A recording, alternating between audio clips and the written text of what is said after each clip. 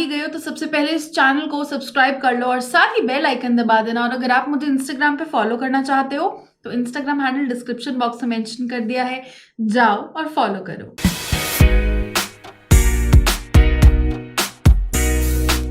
Hello everyone, welcome back to this channel. तो ये जो बायोग्राफी है इसका सेकंड पार्ट, इसके मैं पहले पार्ट पे रिएक्शन वीडियो ऑलरेडी बना चुकी हूँ एंड आप लोग कमेंट्स में लिख रहे थे काफी ज्यादा कि इनकी बायोग्राफी का जो सेकंड पार्ट है उस पर भी रिएक्शन वीडियो बनाओ, तो हियर आई एम। एंड अगर आपको कहीं पे मतलब ऐसे बात करते करते मेरा ये वाला बैंड रबर बैंड आपको थोड़ा चुभे तो आई एम सो सॉरी, क्योंकि मैंने एक टैटू कराया है एंड इससे रिलेटेड मैंने एक व्लॉग भी बनाया है, तो वो मैं अभी आपको डिस्क्लोज नहीं करना चाहती। बट हाँ, इस वीडियो के बाद वो व्लॉग आज शाम तक अपलोड हो जाएगा, तो आप वो व्लॉग देख के मुझे जरूर बताना कि आपको व्लॉग कैसा लगा। एंड इसलिए मैंने भी रबर बैंड बांधा है ना कि कभी बात करते करते ये टैटू डिस्क्लोज हो गया तो मेरे व्लॉग का तो सत्यानाश हो जाएगा। तो देखते हैं ये बायोग्राफी एंड देते इस पे अपना रिएक्शन। स्टार्ट। ਹਾਂਜੀ ਸਤਿ ਸ਼੍ਰੀ ਅਕਾਲ ਜੀ ਸਾਰਿਆਂ ਨੂੰ। ਸੋ ਪੰਜਾਬ ਮੇਲੇ ਵਿੱਚ ਤੁਹਾਡਾ ਬਹੁਤ-ਬਹੁਤ ਸਵਾਗਤ ਕਰਦੇ ਹਾਂ ਤੇ ਜੇਕਰ ਤੁਸੀਂ ਹਰੀ ਸਿੰਘ ਨਲੂਆ ਜੀ ਦੇ ਜੀਵਨ ਬਾਰੇ ਚੰਗੀ ਤਰ੍ਹਾਂ ਜਾਣਨਾ ਚਾਹੁੰਦੇ ਹੋ ਤਾਂ ਇਹ ਵੀਡੀਓ ਦਾ ਪਹਿਲਾ ਪਾਰਟ ਜ਼ਰੂਰ ਦੇਖ ਲਿਓ, ਜੋ ਕਿ ਇਹ ਵੀਡੀਓ ਤੋਂ ਪਹਿਲਾਂ ਵਾਲੀ ਵੀਡੀਓ ਸੀ ਤੇ ਇਹ ਉਸ ਵੀਡੀਓ ਦਾ ਦੂਸਰਾ ਪਾਰਟ ਹੈ। ਸੋ ਇਸ ਵਿੱਚ ਆਪਾਂ ਗੱਲ ਕਰਾਂਗੇ ਉਹ ਸਿੱਖ ਜਰਨੈਲ ਦੀ ਬਹਾਦਰੀ ਦੀ, ਜਿਸ ਬਾਰੇ ਸੁਣ ਕੇ ਹਰ ਇੱਕ ਇਨਸਾਨ ਦੀ ਰੂਹ ਕੰਬ ਜਾਂਦੀ ਹੈ, ਜਿਸ ਨੂੰ ਸੁਣ ਕੇ ਤੁਹਾਨੂੰ ਆਪਣੇ ਆਪ ਤੇ ਬਹੁਤ ਜ਼ਿਆਦਾ ਮਾਣ ਹੋਵੇਗਾ। ਸੋ ਹੁਣ ਗੱਲ ਕਰਾਂਗੇ ਹਰੀ ਸਿੰਘ ਨਲੂਆ ਜੀ ਦੇ ਆਖਰੀ ਯੁੱਧ ਦੀ,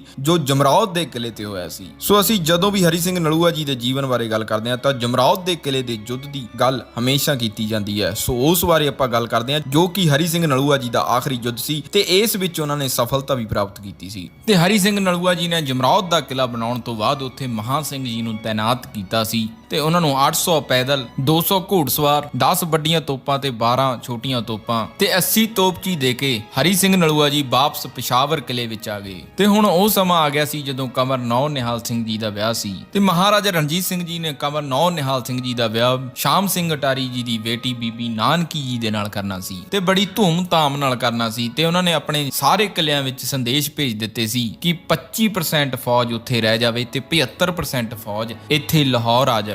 ਤੇ ਉਸ ਸਮੇਂ ਇੱਕ ਅੰਗਰੇਜ਼ ਨੇ ਮੁਹੰਮਦ ਖਾਨ ਨੂੰ ਜਾ ਕੇ ਦੱਸਿਆ ਕਿ ਮੁਹੰਮਦ ਖਾਨ ਜਿਸ ਹਰੀ ਸਿੰਘ ਨਲੂਏ ਨੇ ਅਟਕ ਨੂੰ ਫਤਿਹ ਕੀਤਾ ਸੀ, ਜਿਸ ਨੇ ਪਿਸ਼ਾਵਰ ਨੂੰ ਫਤਿਹ ਕੀਤਾ ਸੀ, ਜਿਹਨੇ ਸਾਡੇ ਕੋਲੋਂ ਜਮਰੌਦ ਲੈ ਲਿਆ ਤੇ ਹੁਣ ਉਹਦੀ ਅੱਖ ਜਲਾਲਾਬਾਦ ਤੇ ਹੈ। ਪਰ ਹੁਣ ਜਮਰੌਦ ਦੇ ਕਿਲੇ ਵਿੱਚ ਬਹੁਤ ਥੋੜੀਆਂ ਫੌਜਾਂ ਨੇ ਤੇ ਜੇਕਰ ਹੁਣ ਹਮਲਾ ਕੀਤਾ ਜਾਵੇ ਤਾਂ ਜਮਰੌਦ ਦਾ ਕਿਲਾ ਵਾਪਸ ਲਿਆ ਜਾ ਸਕਦਾ ਹੈ, ਕਿਉਂਕਿ ਹੁਣ ਸਾਰੀ ਸਿੱਖ ਫੌਜ ਵਿਆਹ ਦੇ ਵਿੱਚ ਸ਼ਾਮਲ ਹੋਣ ਲਈ ਲਾਹੌਰ ਗਈ ਹੋਈ ਹੈ। ਤੇ ਫਿਰ ਮੁਹੰਮਦ ਖਾਨ ਨੇ ਆਪਣੀ ਸਪੀਚ ਨਾਲ ਆਪਣੀ ਫੌਜ ਵਿੱਚ ਬਹੁਤ ਜ਼ਿਆਦਾ ਜੋਸ਼ ਭਰਿਆ। ਤੇ ਇੱਥੇ ਇੱਕ ਉਦਾਹਰਨ ਵੀ ਦਿੰਨੇ ਆ। ਭਾਰਤ ਨੂੰ ਲੁੱਟਣ ਵਾਲਿਆਂ ਦੇ ਨਾਂ ਸੀ ਮੁਹੰਮਦ ਖਾਨ, ਅਮੀਰ ਖਾਨ, ਤੇ ਜਿਨ੍ਹਾਂ ਨੂੰ ਲੁੱਟਿਆ ਜਾਂਦਾ ਸੀ ਉਹਨਾਂ ਦੇ ਨਾਮ ਸੀ ਰੁਲਦੂ ਰਾਮ, ਮੁਰਲੀ ਰਾਮ। ਉਹ ਛੋਟੇ ਬੰਦੇ ਸੀ ਤੇ ਜਿਨ੍ਹਾਂ ਨੂੰ ਲੁੱਟ ਕੇ ਉਹ ਆਪਣੇ ਆਪ ਨੂੰ ਬਹੁਤ ਵੱਡੇ ਸਮਝਦੇ ਸੀ ਤੇ ਉਹਨਾਂ ਵਿਚਾਰਿਆਂ ਦਾ ਮੁਹੰਮਦ ਖਾਨ ਦੇ ਨਾਮ ਤੋਂ ਹੀ ਦਿਲ ਉੱਪਰ ਥੱਲੇ ਹੋਣ ਲੱਗ ਜਾਂਦਾ ਸੀ। ਤੇ ਕਾਬਲ ਦਾ ਬਾਦਸ਼ਾਹ ਕਹਿੰਦਾ ਸੀ ਕਿ ਸਾਡੇ ਵੱਡੇ ਵਡੇਰੇ ਭਾਰਤ ਵਿੱਚ ਜਾ ਕੇ ਉੱਥੇ ਦੀਆਂ ਕੁੜੀਆਂ ਫੜ ਕੇ ਲਿਆਉਂਦੇ ਰਹੇ ਨੇ ਤੇ ਅੱਜ ਇਹ ਭਾਰਤ ਤੋਂ ਆ ਕੇ ਸਾਡੇ ਨਾਲ ਮੱਥਾ ਕਿੱਥੇ ਲਾ ਲੈਣਗੇ, ਇਹਨਾਂ ਤੋਂ ਆਪ ਦੀ ਰੱਖਿਆ ਤਾਂ ਹੋ ਨਹੀਂ ਸਕੀ ਤੇ ਇਹਨਾਂ ਨੇ ਹੁਣ ਸਾਡੇ ਲੁੱਟ ਦੇ ਰਾਸਤੇ ਬੰਦ ਕਰ ਦਿੱਤੇ ਨੇ। ਤੇ ਇਦਾਂ ਦੇ ਭੜਕਾਊ ਵਿਚਾਰਾਂ ਨਾਲ ਆਪਣੀ ਸੈਨਾ ਨੂੰ ਸਰਗਰਮ ਕੀਤਾ ਉਹਨਾਂ ਨੇ। ਤੇ ਇਸ ਤੋਂ ਬਾਅਦ ਬਾਦਸ਼ਾਹ ਦੇ ਸਿਪਾਹੀ ਮਰਨ ਮਰਾਉਣ ਲਈ ਤਿਆਰ ਹੋ ਗਏ ਤੇ ਉਹਨਾਂ ਨੇ ਆਖਿਆ ਕਿ ਅਸੀਂ ਨਲੂਏ ਦਾ ਖੂਨ ਪੀ ਕੇ ਦਿਖਾਵਾਂਗੇ। ਤੇ ਉਹਨਾਂ ਨੇ ਕਿਹਾ ਕਿ ਸਿੱਖ ਤਾਂ ਘਰ ਦੀਆਂ ਮੱਛੀਆਂ ਨੇ, ਜਦੋਂ ਜੀ ਕੀਤਾ ਖਾ ਜਾਵਾਂਗੇ, ਇਹਨਾਂ ਦੀ ਸਾਡੇ ਅੱਗੇ ਕੋਈ ਔਕਾਤ ਨਹੀਂ। ਤੇ ਉਹਨਾਂ ਦੇ ਦਿਲ ਵਿੱਚ ਇਹ ਸੀ ਕਿ ਸਾਡੇ ਦੇਸ਼ ਵਿੱਚੋਂ 4 ਗੱਭਰੂ ਭਾਰਤ ਵਿੱਚੋਂ ਦੌਲਤ ਲੁੱਟ ਕੇ ਲਿਆਉਂਦੇ ਸੀ, ਪਰ ਹੁਣ ਇਹ ਕਿਹੜੀ ਮਰਦ ਕੌਮ ਪੈਦਾ ਹੋ ਗਈ ਜੋ ਸਾਨੂੰ ਲਲਕਾਰਦੀ ਹੈ ਤੇ ਆਪਣੇ ਦੇਸ਼ ਵਿੱਚ ਤਾਂ ਇਹਨਾਂ ਤੋਂ ਰੋਕ ਨਹੀਂ ਹੋਇਆ। ਤੇ ਇਹ ਜੋਸ਼ ਵਿੱਚ ਮੁਹੰਮਦ ਖਾਨ ਦੇ ਪੁੱਤਰ ਤੇ ਹਜ਼ਾਰਾਂ ਪਠਾਨ ਤਿਆਰ ਹੋ ਗਏ ਤੇ ਇਸ ਤੋਂ ਇਲਾਵਾ ਹੋਰ ਕਈ ਰਾਜੇ 30,000 ਦੀ ਕੁੱਲ ਫੌਜ ਨਾਲ 50,000 ਤੋਪਾਂ ਲੈ ਕੇ ਸ਼ਮੀ ਖਾਨ ਦੀ ਹਵੇਲੀ ਹੇਠ ਇਕੱਠੇ ਹੋ ਗਏ। ਤੇ ਸ਼ਮੀ ਖਾਨ ਨੇ ਲੁੱਡੀ ਖਾਨੇ ਪਹੁੰਚ ਕੇ ਕਈ ਫਰੀਦੀਆਂ ਨੂੰ ਆਪਣੇ ਨਾਲ ਲੈ ਲਿਆ ਤੇ ਹੁਣ 50,000 ਦੀ ਫੌਜ ਸਣੇ ਜਮਰੌਦ ਕੋਲ ਆ ਪਹੁੰਚਿਆ। ਤੇ ਦੂਜੇ ਪਾਸੇ ਸਿੱਖਾਂ ਦੀ ਜ਼ਿਆਦਾਤਰ ਫੌਜ ਮਹਾਰਾਜਾ ਰਣਜੀਤ ਸਿੰਘ ਜੀ ਦੇ ਪੋਤਰੇ ਕੰਵਰ ਨੌ ਨਿਹਾਲ ਦੇ ਵਿਆਹ ਤੇ ਅਟਾਰੀ ਪਹੁੰਚੀ ਹੋਈ ਸੀ ਤੇ ਉਹਨਾਂ ਨੇ ਚਾਰੇ ਪਾਸਿਓਂ ਹਮਲਾ ਸ਼ੁਰੂ ਕਰ ਦਿੱਤਾ ਤੇ ਮਹਾਂ ਸਿੰਘ ਜੀ ਆਪਣੀ ਫੌਜ ਨੂੰ ਲੈ ਕੇ ਉਹਨਾਂ ਨਾਲ ਡਟ ਕੇ ਮੁਕਾਬਲਾ ਕਰਨ ਲੱਗੇ। ਤੇ ਉਹ ਲੜਾਈ ਦੇ ਦੌਰਾਨ ਬਹੁਤ ਸਾਰੇ ਗੋਲੇ ਵੱਜਣ ਕਾਰਨ ਕਿਲੇ ਦੀ ਇੱਕ ਕੰਧ ਵਿੱਚ ਪਾੜ ਪੈ ਗਿਆ। ਤੇ ਇਸ ਤੋਂ ਬਾਅਦ ਮੁਹੰਮਦ ਖਾਨ ਦਾ ਬੇਟਾ ਅਕਬਰ ਖਾਨ ਸ਼ਮੀ ਖਾਨ ਨੂੰ ਕਹਿੰਦਾ ਕਿ ਮੈਂ ਇਹ ਪਾੜ ਵਿੱਚ ਦੀ ਲੰਘ ਕੇ ਕਿਲੇ ਦੇ ਅੰਦਰ ਜਾਣਾ ਹੈ। ਤੇ ਫਿਰ ਸ਼ਮੀ ਖਾਨ ਨੇ ਜਵਾਬ ਦਿੱਤਾ ਕਿ ਕਦੇ ਸ਼ੇਰ ਦੀ ਗੁਫਾ ਦੇ ਵਿੱਚ ਜਾਣ ਦਾ ਹੌਸਲਾ ਨਹੀਂ ਕਰੀਦਾ।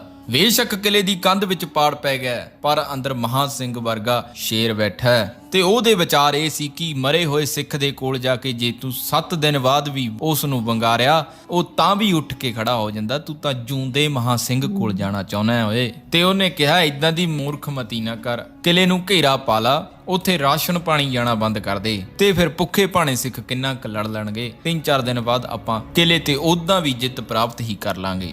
ਤੇ ਉਹ 28 ਅਪ੍ਰੈਲ ਦੇ ਦਿਨ 300 ਸਿੱਖ ਸ਼ਹੀਦ ਹੋ ਗਿਆ ਸੀ ਤੇ ਬਾਕੀ 700 ਜਿਹੜਾ ਉੱਥੇ ਸਿੱਖ ਰਹਿ ਗਿਆ ਸੀ। ਤੇ ਉਹਨਾਂ ਨੂੰ ਇਹ ਕਿਹਾ ਕਿ ਤੁਸੀਂ ਇਹ ਯਾਦ ਕਰੋ ਕਿ ਆਪਾਂ ਤਾਂ ਫੇਰ 700 ਆ, ਪਰ ਗੁਰੂ ਗੋਬਿੰਦ ਸਿੰਘ ਜੀ ਨੇ 40 ਦੇ ਨਾਲ 10 ਲੱਖ ਦਾ ਮੁਕਾਬਲਾ ਕੀਤਾ ਸੀ, ਤੇ ਇਹ ਤਾਂ ਫੇਰ 40-50 ਹਜ਼ਾਰ ਨੇ ਤੇ ਆਪਾਂ 700। ਪਰ ਫੇਰ ਵੀ ਸਾਨੂੰ ਹਰੀ ਸਿੰਘ ਨਲੂਆ ਜੀ ਤੱਕ ਇਹ ਖਬਰ ਪਹੁੰਚਾਉਣੀ ਚਾਹੀਦੀ ਆ, ਤੇ ਜੇਕਰ ਉਹ ਫੌਜਾਂ ਲੈ ਕੇ ਆ ਜਾਣ ਤਾਂ ਆਪਾਂ ਇਹ ਕਿਲੇ ਨੂੰ ਆਸਾਨੀ ਨਾਲ ਬਚਾ ਸਕਦੇ ਆ। ਤੇ ਉਹ ਇਸ ਕਿਲੇ ਲਈ ਕੋਈ ਵੀ ਕਿਸੇ ਵੀ ਤਰ੍ਹਾਂ ਦਾ ਰਿਸਕ ਨਹੀਂ ਲੈਣਾ ਚਾਹੁੰਦੇ ਸੀ, ਕਿਉਂਕਿ ਸਿੱਖਾਂ ਦੀ ਗਿਣਤੀ ਜ਼ਿਆਦਾ ਘੱਟ ਸੀ ਤੇ ਕੁਝ ਜ਼ਖਮੀ ਵੀ ਸੀ। ਇਸ ਕਰਕੇ ਉਹਨਾਂ ਨੇ ਸੋਚਿਆ ਕਿ ਸਾਨੂੰ ਹਰੀ ਸਿੰਘ ਨਲੂਆ ਜੀ ਤੱਕ ਸੁਨੇਹਾ ਭੇਜਣਾ ਚਾਹੀਦਾ। ਤੇ ਉਹ ਕੋਈ ਜ਼ਿਆਦਾ ਬਹੁਤੀ ਦੂਰ ਨਹੀਂ ਸੀ, ਜਮਰੌਦ ਦੇ ਕਿਲੇ ਤੋਂ ਪਸ਼ਾਵਰ ਦੇ ਕਿਲੇ ਦੀ 9.5 ਮੀਲ ਦੀ ਹੀ ਦੂਰੀ ਸੀ। ਤੇ ਫਿਰ ਇਹ ਚਿੱਠੀ ਪਹੁੰਚਾਉਣ ਲਈ ਬੀਬੀ ਸ਼ਰਨ ਕੌਰ ਜੀ ਸਾਹਮਣੇ ਆਏ ਤੇ ਉਹ ਕਹਿੰਦੇ ਕਿ ਇਹ ਚਿੱਠੀ ਮੈਂ ਲੈ ਕੇ ਜਾਵਾਂਗੀ। ਤੇ ਬੀਬੀ ਹਰਸ਼ਰਨ ਕੌਰ ਜੀ ਨੇ ਅੱਗੇ ਹੋ ਕੇ ਕਿਹਾ, ਇਹ ਗੁਰੂ ਘਰ ਦਾ ਬਹੁਤ ਲੰਬੇ ਸਮੇਂ ਤੋਂ ਕਰਜ਼ ਹੈ ਮੇਰੇ ਤੇ, ਅੱਜ ਮੈਨੂੰ ਮੌਕਾ ਦਿੱਤਾ ਜਾਵੇ, ਮੈਂ ਲੈ ਕੇ ਜਾਵਾਂਗੀ ਚਿੱਠੀ। ਤੇ ਬੀਬੀ ਸ਼ਰਨ ਕੌਰ ਇਹ ਉਹੀ ਸੀ ਜਿਨ੍ਹਾਂ ਬਾਰੇ ਆਪਾਂ ਪਹਿਲਾਂ ਗੱਲ ਕਰ ਚੁੱਕੇ ਹਾਂ। ਤੇ ਉਹਨਾਂ ਨੇ ਕਿਹਾ ਕਿ ਜੇਕਰ ਇਹ ਚਿੱਠੀ ਉੱਥੇ ਪਹੁੰਚਦੀ ਆ ਤਾਂ ਉੱਥੋਂ ਇੱਕ ਵੱਡੀ ਤੋਪ ਦਾ ਫਾਇਰ ਕੀਤਾ ਜਾਵੇਗਾ, ਤੇ ਜਿਸ ਦੀ ਆਵਾਜ਼ ਸੁਣ ਕੇ ਤੁਹਾਨੂੰ ਪਤਾ ਲੱਗ ਜਾਵੇਗਾ ਕਿ ਚਿੱਠੀ ਹਰੀ ਸਿੰਘ ਨਲੂਆ ਜੀ ਦੇ ਕੋਲ ਪਹੁੰਚ ਚੁੱਕੀ ਆ। ਤੇ ਜੇਕਰ ਫਾਇਰ ਨਾ ਹੋਇਆ ਤਾਂ ਤੁਸੀਂ ਸਮਝ ਲਿਓ ਕਿ ਮੈਨੂੰ ਦੁਸ਼ਮਣਾਂ ਨੇ ਘੇਰ ਲਿਆ ਤੇ ਮੈਂ ਸ਼ਹੀਦ ਹੋ ਚੁੱਕੀ ਆ। ਤੇ ਬੀਬੀ ਸ਼ਰਨ ਕੌਰ ਉੱਥੋਂ ਭੇਸ ਬਦਲ ਕੇ ਨਿਕਲੀ ਤੇ ਬਚਦੀ ਬਚਾਉਂਦੀ ਹਰੀ ਸਿੰਘ ਨਲੂਆ ਜੀ ਦੇ ਕੋਲ ਪਹੁੰਚ ਗਈ। ਤੇ ਜਿਸ ਤੋਂ ਬਾਅਦ ਫਿਰ ਫਾਇਰ ਕੀਤਾ ਗਿਆ ਤੇ ਜਮਰੌਦ ਦੇ ਕਿਲੇ ਦੇ ਸਿੰਘਾਂ ਨੂੰ ਪਤਾ ਲੱਗ ਗਿਆ ਸੀ ਕਿ ਬੀਬੀ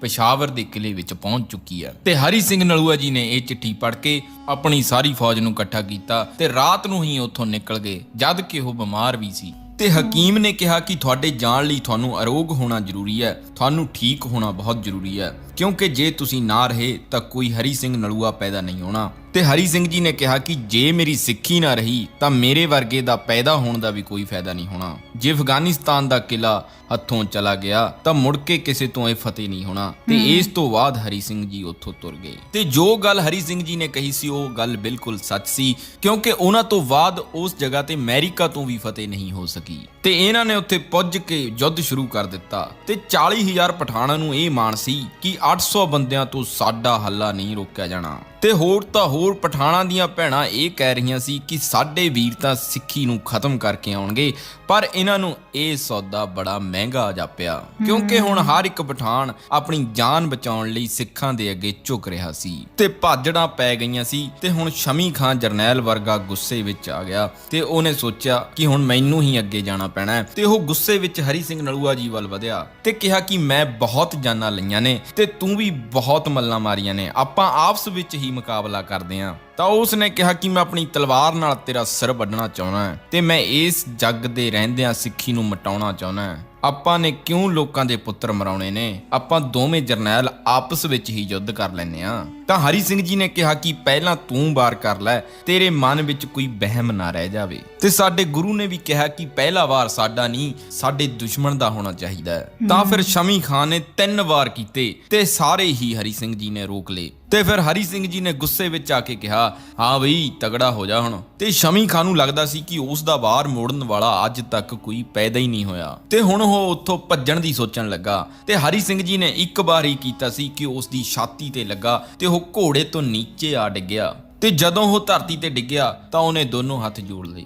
ਤੇ ਹਰੀ ਸਿੰਘ ਜੀ ਨੇ ਤਲਵਾਰ ਪਿੱਛੇ ਕਰ ਲਈ ਤੇ ਉਹਨਾਂ ਨੇ ਕਿਹਾ ਕਿ ਅਸੀਂ ਡਿੱਗੇ ਹੋਏ ਬੰਦੇ ਤੇ ਵਾਰ ਨਹੀਂ ਕਰਦੇ, ਇਸ ਨੂੰ ਲੈ ਜਾਓ। ਸੋ ਇਹ ਸੀ ਸਾਡੇ ਜਰਨੈਲ ਦੇ ਅਸੂਲ। ਤੇ ਹਰੀ ਸਿੰਘ ਨਲੂਆ ਜੀ ਨੇ ਉਸ ਜੰਗ ਨੂੰ ਸ਼ਾਮ ਤੱਕ ਫਤਿਹ ਕਰ ਦਿੱਤਾ ਸੀ। ਤੇ ਸਰਦਾਰ ਨਿਧਾਨ ਸਿੰਘ ਤੇ ਸਰਦਾਰ ਅਮਰ ਸਿੰਘ ਉਹਨਾਂ ਨੇ ਪਠਾਣਾਂ ਦੇ ਪਿੱਛੇ ਜਾ ਕੇ ਉਹਨਾਂ ਦਾ ਹਮਲਾ ਕੀਤਾ, ਪਰ ਪਠਾਨ ਅੱਗੇ ਜਾ ਕੇ ਦੁਬਾਰਾ ਉਹਨਾਂ ਤੇ ਹਮਲਾ ਕਰਨ ਲੱਗੇ। ਤੇ ਜਦੋਂ ਹਰੀ ਸਿੰਘ ਨਲੂਆ ਜੀ ਨੂੰ ਇਹ ਗੱਲ ਦਾ ਪਤਾ ਲੱਗਿਆ ਤਾਂ ਉਹ ਉਹਨਾਂ ਦੀ ਮਦਦ ਕਰਨ ਲਈ ਨਿਕਲੇ, ਪਰ ਇਤਿਹਾਸ ਨੂੰ ਕੁਝ ਹੋਰ ਹੀ ਮਨਜ਼ੂਰ ਸੀ, ਕਿਉਂਕਿ ਹਰੀ ਸਿੰਘ ਜੀ ਨੂੰ ਰਾਸਤੇ ਵਿੱਚ ਗੋਲੀਆਂ ਲੱਗੀਆਂ। ਜਿਸ ਰਸਤੇ ਤੇ ਉਹ ਜਾ ਰਹੇ ਸੀ ਉਸ ਰਸਤੇ ਤੇ ਲੁਕੇ ਹੋਏ 3 ਪਠਾਨ ਹਥਿਆਰ ਲੈ ਕੇ ਬੈਠੇ ਸੀ ਤੇ ਇਤਿਹਾਸ ਵਿੱਚ ਇਹਨਾਂ ਨੂੰ ਡੋਗਰਿਆਂ ਦੇ ਭੇਜੇ ਹੋਏ ਬੰਦੇ ਕਿਹਾ ਜਾਂਦਾ ਹੈ। ਤੇ ਹਰੀ ਸਿੰਘ ਜੀ ਦੇ ਨਾਲ ਉਸ ਵਕਤ 2 ਹੋਰ ਹੋਰ ਸਿੱਖ ਨੌਜਵਾਨ ਸੀ ਤੇ ਉਹਨਾਂ ਨੇ ਪਹਿਲਾਂ ਉਹਨਾਂ ਦੋਨਾਂ ਨੌਜਵਾਨਾਂ ਨੂੰ ਗੋਲੀਆਂ ਮਾਰੀਆਂ ਤੇ ਬਾਅਦ ਵਿੱਚ ਹਰੀ ਸਿੰਘ ਨਲੂਆ ਜੀ ਦੇ 2 ਗੋਲੀਆਂ ਮਾਰੀਆਂ ਤੇ ਉਹ ਘੋੜੇ ਦੀ ਧੌਣ ਤੇ ਡਿੱਗ ਪਏ ਤੇ ਉਹਨਾਂ ਨੇ ਆਪਣੇ ਘੋੜੇ ਨੂੰ ਕਿਹਾ ਕਿ ਮੈਨੂੰ ਅੱਜ ਮੇਰੇ ਡੇਰੇ ਤੱਕ ਪਹੁੰਚਾ ਦੇ ਤੇ ਉਹਨਾਂ ਨੇ ਗੁਰੂ ਅੱਗੇ ਅਰਦਾਸ ਕੀਤੀ ਕਿ ਮੈਨੂੰ ਅੱਜ ਇੰਨੇ ਕੁ ਸਵਾਸ ਦੇ ਦੀ ਕਿ ਮੈਂ ਤੇਰੇ ਬੂਹੇ ਤੇ ਆ ਜਾਵਾਂ, ਮੈਨੂੰ ਬਗਾਨਿਆਂ ਦੇ ਬੂਹੇ ਤੇ ਨਾ ਰੋਲ ਦੇਵੀਂ, ਨਹੀਂ ਤਾਂ ਸਿੱਖੀ ਨੂੰ ਬਹੁਤ ਵੱਡਾ ਦਾਗ ਲੱਗ ਜਾਵੇਗਾ। ਜੇ ਹਰੀ ਸਿੰਘ ਨਲੂਏ ਦੇ ਸਰੀਰ ਨੂੰ ਕੋਈ ਚੁੱਕ ਕੇ ਲੈ ਗਿਆ ਤਾਂ ਉਹਨਾਂ ਨੇ ਸਿੱਖੀ ਨੂੰ ਦਾਗ ਲਾ ਦੇਣਾ ਹੈ। ਕਬੀਰ ਮੋਹੇ ਮਰਨੇ ਕਾ ਚਾਅ ਹੈ, ਮਰੋ ਤਾਂ ਹਰ ਕੇ ਦਵਾਰ। ਮੈਂ ਬਗਾਨਿਆਂ ਦੇ ਬੂਹੇ ਤੇ ਰੋਲਣਾ ਨਹੀਂ ਚਾਹੁੰਦਾ, ਮੈਂ ਤੇਰੇ ਬੂਹੇ ਤੇ ਆਉਣਾ ਚਾਹੁੰਦਾ, ਮੈਨੂੰ ਇੰਨੇ ਕੁ ਸਵਾਸ ਦੇ ਦੀ। ਤੇ ਇਸ ਤੋਂ ਬਾਅਦ ਘੋੜਾ ਉਹਨਾਂ ਨੂੰ ਜਮਰੌਦ ਦੇ ਕਿਲੇ ਦੇ ਵਿੱਚ ਲੈ ਗਿਆ ਤੇ ਜਦੋਂ ਮਹਾਂ ਸਿੰਘ ਨੇ ਉਹਨਾਂ ਨੂੰ ਇਸ ਹਾਲਤ ਵਿੱਚ ਦੇਖਿਆ ਤਾਂ ਉਹਨਾਂ ਦੇ ਪੈਰਾਂ ਥੱਲੇ ਤੋਂ ਜ਼ਮੀਨ ਨਿਕਲ ਗਈ ਤੇ ਉਹਨਾਂ ਨੇ ਹਰੀ ਸਿੰਘ ਜੀ ਨੂੰ ਫੜ ਕੇ ਘੋੜੇ ਤੋਂ ਉਤਾਰਿਆ ਤੇ ਹਰੀ ਸਿੰਘ ਜੀ ਨੇ ਉਹਨਾਂ ਨੂੰ ਕਿਹਾ ਕਿ ਡੋਲ ਨਾ, ਮੇਰੀਆਂ 2 ਗੱਲਾਂ ਧਿਆਨ ਨਾਲ ਸੁਣ ਲਈ। ਤੇ ਹਰੀ ਸਿੰਘ ਨਲੂਆ ਜੀ ਨੇ ਇੱਕ ਵਚਨ ਕੀਤਾ ਤੇ ਕਹਿਣ ਲੱਗੇ ਕਿ ਮੇਰਾ ਅੰਤਿਮ ਵਕਤ ਨੇੜੇ ਆ ਗਿਆ ਤੇ ਉਹਨਾਂ ਨੇ ਕਿਹਾ ਕਿ ਮੇਰੇ 2 ਕੰਮ ਕਰ ਦਿਓ, ਜਦੋਂ ਤੱਕ ਮਹਾਰਾਜਾ ਰਣਜੀਤ ਸਿੰਘ ਜੀ ਦੀ ਫੌਜ ਇੱਥੇ ਨਹੀਂ ਆ ਜਾਂਦੀ ਉਦੋਂ ਤੱਕ ਮੇਰੀ ਮੌਤ ਦੀ ਖਬਰ ਬਾਹਰ ਨਾ ਕੱਢਿਓ, ਨਹੀਂ ਤਾਂ ਇਹ ਪਠਾਨ ਭਜਾਏ ਹੋਏ ਵੀ ਵਾਪਸ ਪਰਤ ਆਉਣਗੇ ਜੇ ਇਹਨਾਂ ਨੂੰ ਪਤਾ ਲੱਗ ਗਿਆ ਕਿ ਹਰੀ ਸਿੰਘ ਨਲੂਆ ਚੜਾਈ ਕਰ ਗਿਆ ਹੈ। ਤੇ ਦੂਜਾ ਉਹਨਾਂ ਨੇ ਕਿਹਾ ਕਿ ਇੱਕ ਮਹਾਰਾਜਾ ਰਣਜੀਤ ਸਿੰਘ ਜੀ ਨੂੰ ਮੇਰੇ ਵੱਲੋਂ ਚਿੱਠੀ ਲਿਖੋ ਤੇ ਜਦੋਂ ਤੱਕ ਉਹਨਾਂ ਨੂੰ ਇਹ ਚਿੱਠੀ ਮਿਲੇਗੀ ਉਦੋਂ ਤੱਕ ਮੈਂ ਨਹੀਂ ਰਹਾਂਗਾ ਤੇ ਉਹ ਇਹ ਚਿੱਠੀ ਪੜ੍ਹ ਕੇ ਆਪਣੀਆਂ ਫੌਜਾਂ ਇੱਥੇ ਭੇਜ ਦੇਣਗੇ। ਤੇ ਉਹਨਾਂ ਨੇ ਇੱਕ ਚਿੱਠੀ ਪਹਿਲਾਂ ਵੀ ਲਿਖੀ ਸੀ ਜਦੋਂ ਉਹ ਇਸ ਜੰਗ ਵਿੱਚ ਆਉਣ ਤੋਂ ਪਹਿਲਾਂ ਪਸ਼ਾਵਰ ਤੋਂ ਤੁਰੇ ਸੀ, ਪਰ ਉਹ ਚਿੱਠੀ ਧਿਆਨ ਸਿੰਘ ਡੋਗਰੇ ਨੇ ਰਾਸਤੇ ਵਿੱਚ ਹੀ ਰੋਕ ਲਈ ਸੀ, ਉਹਨਾਂ ਤੱਕ ਪਹੁੰਚਣ ਹੀ ਨਹੀਂ ਦਿੱਤੀ। ਪਰ ਜਦੋਂ ਦੂਜੀ ਚਿੱਠੀ ਮਹਾਰਾਜਾ ਰਣਜੀਤ ਸਿੰਘ ਜੀ ਕੋਲ ਪਹੁੰਚੀ ਤੇ ਉਹਨਾਂ ਨੇ ਪੜ੍ਹੀ ਤਾਂ ਉਹਨਾਂ ਦੀਆਂ ਅੱਖਾਂ ਵਿੱਚੋਂ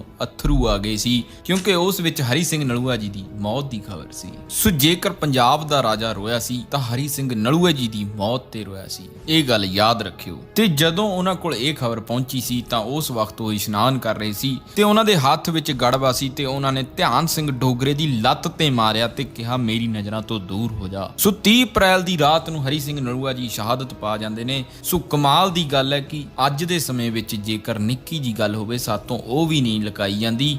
ਉਹਨਾਂ ਸਮਿਆਂ ਦੇ ਹਿਸਾਬ ਨਾਲ ਉਹਨਾਂ ਦਾ ਪੇਟ ਸਾਫ਼ ਕੀਤਾ ਜਾਂਦਾ ਹੈ ਕਿਉਂਕਿ ਉਹਨਾਂ ਸਮਿਆਂ ਵਿੱਚ ਗਰਮੀ ਦੇ ਵਿੱਚ ਲਾਸ਼ ਨੂੰ ਖਰਾਬ ਹੋਣ ਤੋਂ ਬਚਾਉਣ ਲਈ ਤੇ ਖਾਸ ਤਰ੍ਹਾਂ ਦੀਆਂ ਜੜੀਆਂ ਬੂਟੀਆਂ ਤੇ ਤੇਲ ਨੂੰ ਉਹਨਾਂ ਦੇ ਪੇਟ ਵਿੱਚ ਰੱਖ ਕੇ ਲਾਸ਼ ਨੂੰ ਦੁਬਾਰਾ ਤੋਂ ਸਿਉਂ ਦਿੱਤਾ ਸੀ। ਤੇ 7 ਮਈ ਤੱਕ ਦੁਸ਼ਮਣ ਤੱਕ ਹੀ ਇਹ ਖਬਰ ਕਿਲੇ ਦੇ ਸਾਰੇ ਸਿੱਖਾਂ ਤੱਕ ਵੀ ਪਹੁੰਚਣ ਨਹੀਂ ਦਿੱਤੀ ਜਾਂਦੀ ਕਿ ਕੌਮ ਦਾ ਜਰਨੈਲ ਸ਼ਹੀਦ ਹੋ ਚੁੱਕਿਆ ਹੈ। ਤੇ ਇੱਥੋਂ ਤੱਕ ਇਹ ਵੀ ਲਿਖਿਆ ਗਿਆ ਕਿ 2 ਵਾਰੀ ਉਹਨਾਂ ਦੀ ਲਾਸ਼ ਨੂੰ ਘੋੜੇ ਤੇ ਬਿਠਾ ਕੇ ਕਿਲੇ ਦੇ ਚੱਕਰ ਲਵਾਏ ਗਏ ਸੀ ਕਿ ਦੁਸ਼ਮਣ ਦੇਖ ਲਵੇ ਕਿ ਕੌਮ ਦਾ ਜਰਨੈਲ ਹਰੀ ਸਿੰਘ ਨਲੂਆ ਹਾਲੇ ਵੀ ਜਿਉਂਦਾ ਹੈ। ਤੇ ਜਦੋਂ 7 ਮਈ ਨੂੰ ਫੌਜ ਉੱਥੇ ਪਹੁੰਚੀ ਤਾਂ ਉਸ ਵਕਤ ਕਿਲੇ ਦੀ ਸਾਰੀ ਫੌਜ ਨੂੰ ਦੱਸਿਆ ਗਿਆ ਕਿ ਹਰੀ ਸਿੰਘ ਨਲੂਆ ਜੀ ਨੂੰ ਅੱਜ ਸ਼ਹੀਦ ਹੋਏ 6 ਦਿਨ ਹੋ ਗਏ ਨੇ। ਸੋ ਲਾਸਟ ਵਿੱਚ ਇਹੀ ਕਹਾਂਗੇ ਕਿ ਜਿਸ ਕੌਮ ਦਾ ਐਡਾ ਵੱਡਾ ਜਰਨੈਲ ਸੀ ਉਸ ਕੌਮ ਨੂੰ ਅੱਜ ਯਾਦ ਵੀ ਨਹੀਂ। ਸੋ ਅਸੀਂ ਅੱਜ ਬਹੁਤ ਜ਼ਿਆਦਾ ਵਿਅਸਤ ਹੋ ਚੁੱਕੇ ਹਾਂ ਆਪਣੀ ਲਾਈਫ ਦੇ ਵਿੱਚ, ਆਪਣੇ ਕੰਮਾਂ ਕਾਰਾਂ ਦੇ ਵਿੱਚ। ਸੋ ਅਸੀਂ ਹਰੀ ਸਿੰਘ ਨਲੂਆ ਜੀ ਵਰਗੇ ਤਾਂ ਨਹੀਂ ਬਣ ਸਕਦੇ ਪਰ ਉਹਨਾਂ ਦੇ ਕਹੇ ਹੋਏ ਵਿਚਾਰਾਂ ਤੇ ਤਾਂ ਚੱਲ ਸਕਦੇ ਹਾਂ ਤੇ ਇਹ ਉਦੋਂ ਹੀ ਹੋ ਸਕਦਾ ਜਦੋਂ ਸਾਡਾ ਮਨ ਅੰਦਰ ਤੋਂ ਮੰਨੇਗਾ ਤੇ ਮਨ ਉਦੋਂ ਹੀ ਮੰਨੇਗਾ ਜਦੋਂ ਅਸੀਂ ਆਪਣੇ ਇਤਿਹਾਸ ਬਾਰੇ ਜ਼ਿਆਦਾ ਤੋਂ ਜ਼ਿਆਦਾ ਜਾਣ ਸਕਾਂਗੇ। मेरे ख्याल से ये वही जो किला है जो ये बोल रहे थे अफगानिस्तान का किला कोई भी फतेह नहीं कर पाएगा। तो जो बब्बू मान जी का गाना सुना था मैंने काबुल कंधार दिया ऐसे करके कोई एक लाइन थी कि उस जगह उस एरिया को उन्होंने फतेह किया था जो कि मेरे को कमेंट्स में भी आप लोग बता रहे थे कि रशिया या कोई भी और देश उस एरिया को फतेह नहीं कर पाया था। तो उसी चीज की यहाँ पे बात की गई और ये श्री हरी सिंह नलूआ जी ने ही उसको फतेह किया था which is really really a big deal. And यार कितने ज्यादा मतलब ये बात सच है कि एंड में जो बताया गया ना कि हमें ही याद नहीं, मतलब हम में से किसी को भी कुछ याद नहीं। और मुझे ऐसा लगता है कि ये सारी चीजें यार चैप्टर्स में बच्चों को शुरू से ही पढ़ानी चाहिए। हिस्ट्री के बारे में ये सब्जेक्ट होना चाहिए। ऑल्दो ठीक है मैं ऐसा कहती हूँ कि this should be the compulsory subject कि हर कोई सिख हिस्ट्री के बारे में पढ़े, उन्हें पता चले कि हमारा इंडिया कितना रिच था, हमारे इंडिया में जो सिख कम्युनिटी है वो कितनी ज्यादा उन्होंने इतने ज्यादा शहीद हुए, इतनी ज्यादा कुर्बानियां दी। तो वो शुरू से पता चलना चाहिए। या तो कंपल्सरी सब्जेक्ट हो या ऑप्शनल हो, इन दोनों में से कुछ भी हो बट होना जरूर चाहिए। एंड यार बहुत कुछ सीखने को मिलता है। इंसान के अंदर ऐसी चीजें सुन के ना इंसान के अंदर खुद ही जोश आता है कि वाओ। और इसमें एक जो लाइन बोली गई थी कि कबीर मोहे मरने का चौ है, मरू तो हरि के द्वार। ये कबीर जी के दोहे हैं जिसमें से ये लाइन बोली गई। और जो जिस भाषा का भी इस्तेमाल किया गया है इसमें वो कबीर मोहे मरने का चौ है। तो I think this language is affiliated to Braj Bhasha, जो बोली है ब्रज भाषा से ये एफिलिएटेड है। इंडियन लैंग्वेज का ये दोहा है। सो बेसिकली मुझे ऐसा लगता है कि हर किसी को इस चीज के बारे में जानना चाहिए यार।